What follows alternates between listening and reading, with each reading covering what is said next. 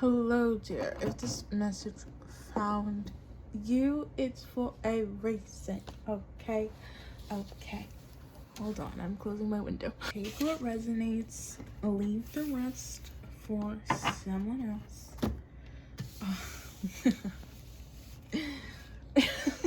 We have a lot of animal cards. I was just playing with the deck, the animal deck, while posting another video and sitting in this collective energy, and oh boy, there was a lot. So for some of you, I'm just gonna quickly go through the channeled message.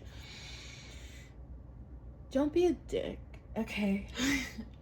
I'm not talking about the appendage. It's quite wonderful, that appendage, and magical, but don't be the society view of a dick, you know, a bad guy, a bad person, someone who's egoic, right? Leads with the ego and is destructive with their shadows, doesn't keep their shadows in check. I had this energy of, well, the whale and the wolf, okay? And the whale is old and the wolf is strict. So it's like, don't be a dick to yourself or other people, okay? So don't be too strict on yourself. Don't restrict your heart. And yeah, don't be scared of change. And even if you are scared of change, it is important to be scared and do it anyway when you logically, scientifically know it's a good idea, okay? Emotions are logical. Listening to your heart is logical. It benefits your mental health, which benefits your physical health, which benefits your performance and how you're productive. Okay, let's wake up, yeah? So, dolphin and shark. Dolphins in this deck is about healing, okay? The healer. Heart healing. And the shark is vulnerability, okay? And you might feel very, very, very vulnerable right now while you're exploring your depths, the oceans of your emotions, all right? That can make you feel very, very vulnerable. And it's true, you are being vulnerable. Good job. Now, earthworm can talk about a perceived struggle, like a knot that doesn't exist. This is not a knot. It's not real. You can let it out. Like, you can let your emotions out. You can cry about it. You can start processing your emotions, because every time you delay your processing, you're trapping your emotions in your subconscious, and your subconscious influences everything you do and all the decisions you make. And it's like, do you really want fear, sadness, regret, trauma? Do you want it to influence every decision you make? Really? Really? I don't think so. Let it out. The octopus talks about yearning, reaching, grasping. Okay, stop it. Dream, hope, desire, but don't be obsessive, okay? Get out of that energy. Pull back your energy when you feel that coming on. Express yourself, but you gotta keep maturing. Keep developing emotional maturity and detachment from the outcome. You can desire something, you can want something, and still understand that people have free will and divine timing is created. You can't just be, I saw the crocodile, okay? You can't just be waiting around for a sign to start doing something. You are the sign. The inspiration is the sign. Don't mind that I can't fucking snap, okay? The inspiration is the sign. Follow your inspiration. You're gonna get a spark.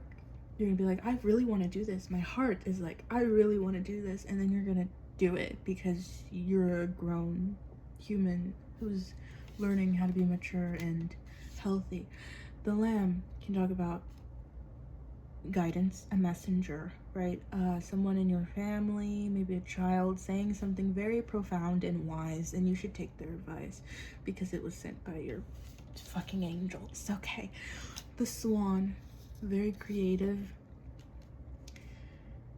like extreme, like the goddess, a goddess of creation, for real. I think that's literally what the card is based off of. You have immense potential, but then the elk is here, and it's like, don't let the divine masculine in you overshadow the divine feminine in you, okay? Don't be so defensive. Don't close off your heart. Don't huddle in a ball and suffocate your heart, okay? Let it out. It's abundant and beautiful, and will give you everything you ever wanted via manifestation. The dragonfly, whimsy. Be more whimsical, please, okay? The dragonfly also creates their own luck. If you're feeling unlucky, it's not about the world, it's about your mindset, okay? It's about you. What are you doing? Why do you feel unlucky, okay? Are you actually unlucky, or like, what's going on there? Because if you're actually unlucky, then you can change that fate by soul healing and work, right? Because that's not yours. It's probably something from your ancestors, okay? From your family. It's probably something buried deep in your subconscious, like a lack mindset, and you just gotta process it and release it like an emotion, okay? Firefly, that's that burst of inspiration I was talking about, okay? That burst of inspiration. The owl, abundance, okay? Wisdom is abundance. Knowledge is power, for real. That's literally what that card is about. The fox is the ideal partner. Don't be a dick. Be the fox in a relationship. The ideal partner, for real.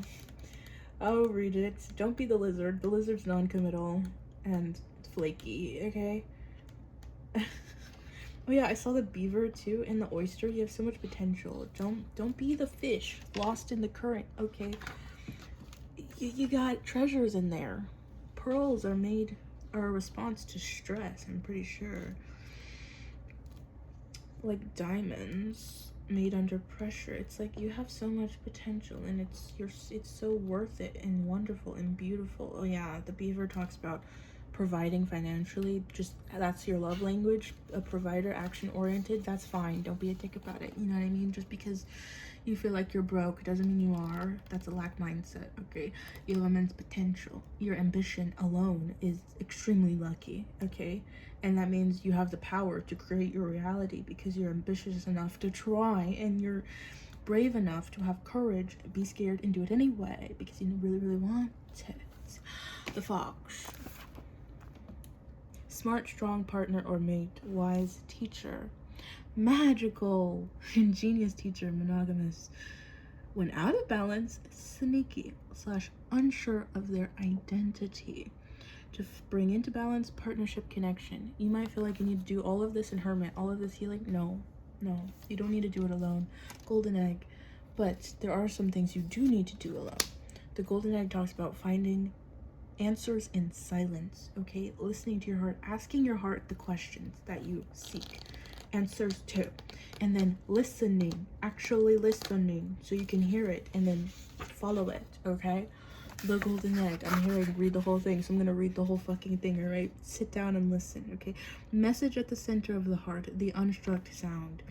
Within the golden egg lives a precious sound. Deep within that sound resides a message. The sound cannot be heard, nor the message discerned, until we retreat from the noise of modern day life. The magical essence of the golden egg needs warmth, quiet, and time to unfold. No rushing, pushing, or grasping. Find a place of deep and restful ease, perhaps through yoga, nidra, or meditation. If you do not yet have a meditation practice, take some time for introspection or contemplation. When the mind begins to settle and the breath is calm, ask the question that weighs heaviest on your heart, staying open to any response you hear. Engaging with the energy of the golden egg is an advanced practice. It requires becoming intimate with our very essence and comfortable with vulnerability. When a feeling of tenderness or gratitude arises from deep within you, know that you are well on your way. Your chest may swell, like you are seeing an old friend that's been away for a long, long time. Listen to the message they've been waiting to tell you. I also saw the unicorn, okay? You're fucking weird, and it's fine. Embrace it. Live your life, okay? Reconnecting to higher wisdom or divinity. The unicorn card talks about not knowing how to believe in things, which is fine. Lots of souls start off that way, okay? It's difficult to see, hear, or think of a unicorn without immediately questioning if it's real. So it's like, change is here for you, change is possible. Your dreams are possible and they shall come true as long as you believe in them enough to actually make them real and try and not give up. But only if you can believe. And belief can waver. That's all right. You don't have to believe every second. You gain belief over time. You gain faith over time, and that's okay. You just have to start trying. Every little thing adds up. Every improvement is worth it. I swear. I swear. I was swearing a lot in this video. That's fun. Dragons. The Hierophants talks about foundations. Could talk about old belief systems. Yeah? Huh? Heart chakra, green. Clearing your heart space. Let's see what the dragons want to say to you. Okay. The Hierophant talks about conformity or not conforming. Freeing yourself for real.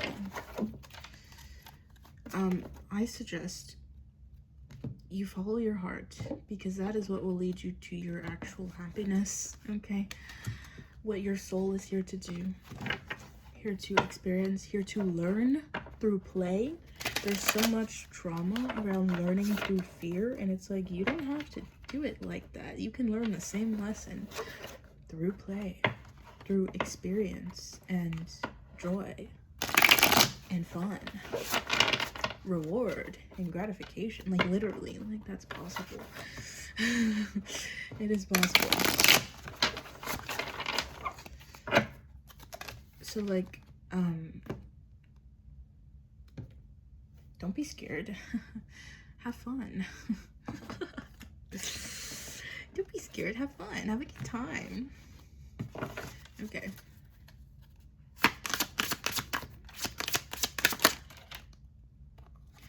Five of Wands. Conflict. Two of Swords. This is literally the card I was seeing when I was talking about you closing around your heart. The Two of Swords talks about deadlock, avoidance, closing yourself off.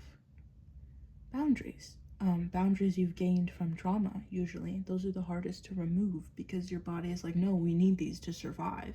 But your logical mind can comprehend that the threat has passed, and now this boundary is a threat to your heart, and it's closing you off and preventing you from attracting what you want and need.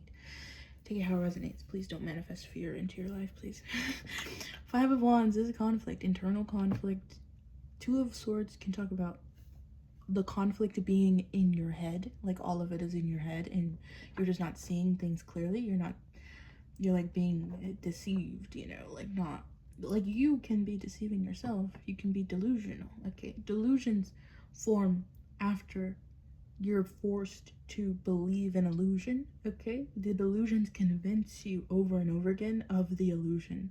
So if the illusion is your family is unlucky or you are destined for poverty, then you're gonna have delusions manifest, and those delusions are gonna tell you over and over again that you can never leave poverty and you're unlucky. All the negative thoughts, all of them are delusional, and it's just manifesting from a place of insecurity, from indoctrination. Like, it's not you, it's not yours. You don't have to accept it, you don't have to live with it. You can process it and let it go and heal your family line so your kids don't have to fucking deal with it, okay?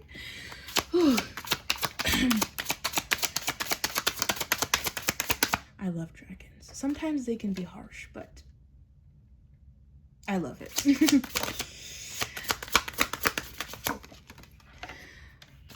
I know their hearts. Oh, Four of Wands. Four of Wands is celebration. It's like you see Five of Wands, but it's actually Four of Wands. This could be about a connection you're in or a job opportunity that requires you to follow your heart and work with other people, maybe. This is union, okay? Commitment, coming home, homecoming, finding your found family, celebrating with them, creating a home, a literal house, marriage, okay? Commitment, contracts, stuff like that. That's the Four of Wands, celebration.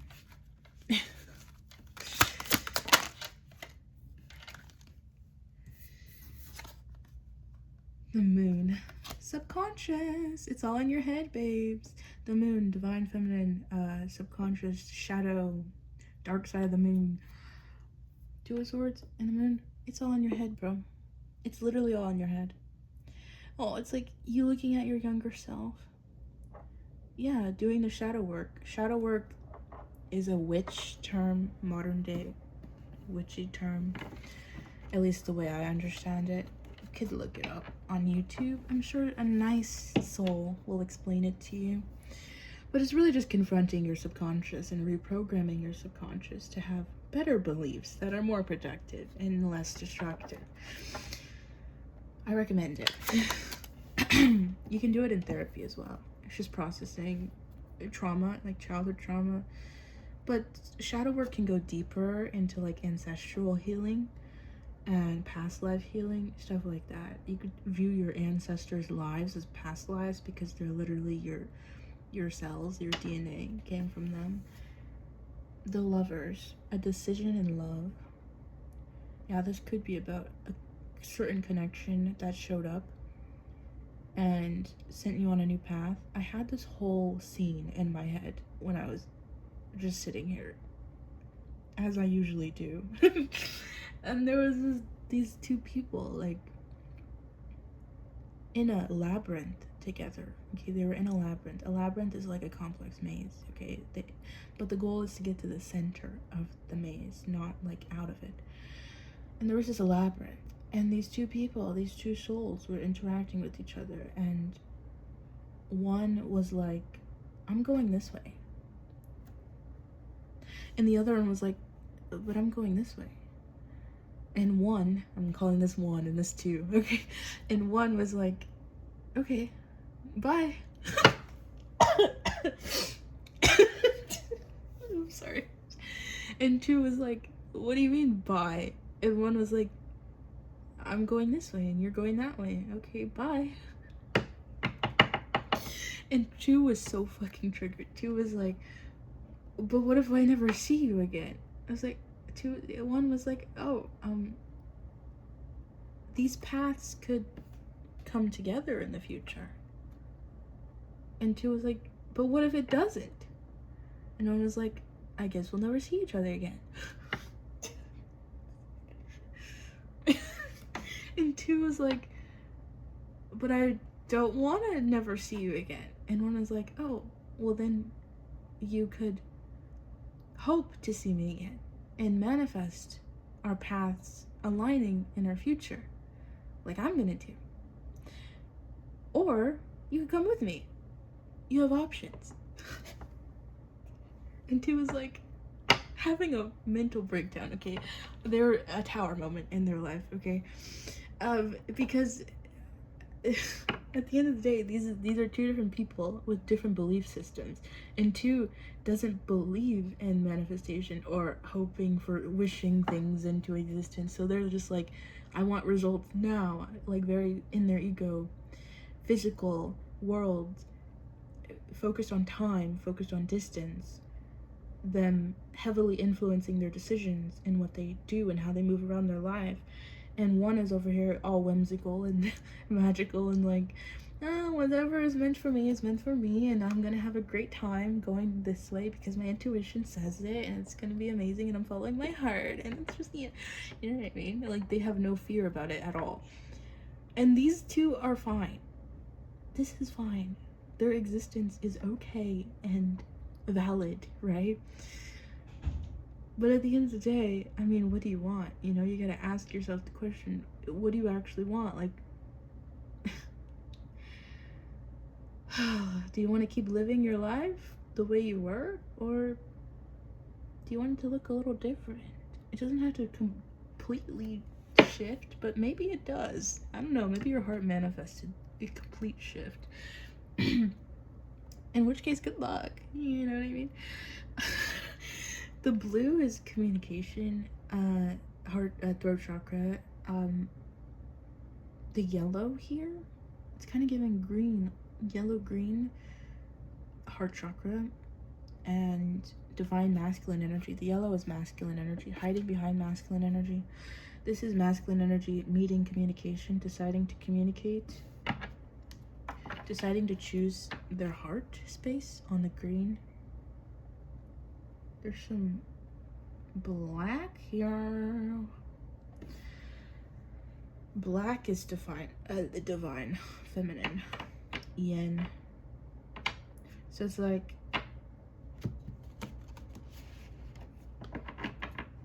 sitting on this opportunity, overlooking it, avoiding it. Yeah, just not seeing what's right in front of you, what's right beneath your feet. Not seeing the power in it, not seeing the strength of the foundation you stand on. Because they're so unsteady in their head, right? Just being super in their head. Put the energy where it fits. This could be you or someone else. Or multiple people, you know, use your discernment. It's a collective reading. If you want a personal reading, you need to check the description of this video, okay? Sire of Cups, King of Cups. Holy. Yeah. Four of Wands, King of Cups. That sounds about right to me. That sounds about right to me. Once you embrace your emotions, emotional maturity, the King of Cups is very emotional, mature, stable, grounded, practical, creates all of his dreams into reality. Well, you have an opportunity for celebration, union, homecoming, to create a stable home and union and maintain it. The work is maintaining what you've already received, maintaining your wishes, maintaining the healthy relationship. Wanting it, desiring it, and pursuing it the first time is not work. It's bravery, it's courage, and it's a one-time thing. Okay, it's starting it. It's listening to your intuition, following it, and acting out of inspiration, wands, passion, fire. Okay. Maintaining a healthy relationship requires magician energy, using everything at your disposal. You need the materials, the pentacles, you need the emotion, the emotional maturity, the cups, you need the stability and logic, the swords, and you need the passion. You need to keep the fire alive, keep the flame alive. The wands.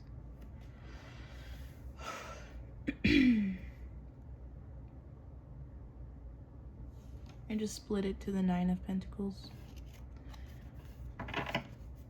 There's all the Pentacles. The 9 of Pentacles talks about independence. In its shadow, it can talk about hiding behind. This is fucking interesting. I haven't seen this card yet. I just got this deck. This looks like the 4 of Wands. And there's 2 birds down there. Definitely in love. The peacock is beauty. But yeah, 9 of Pentacles can be about hiding behind a wall of independence because it's overcompensating. Like, it's overcompensating independence. Peacocking is like showing your feathers and showing off to impress or court someone.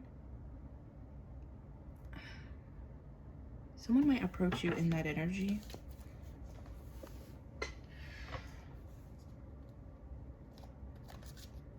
I'm wondering if I want to do more details, if I want to keep this video shorter. I'll probably keep it shorter. Anyways, that's all I have for you today. Feel free to like, comment, or subscribe if the message resonated with you. Yeah. Bye.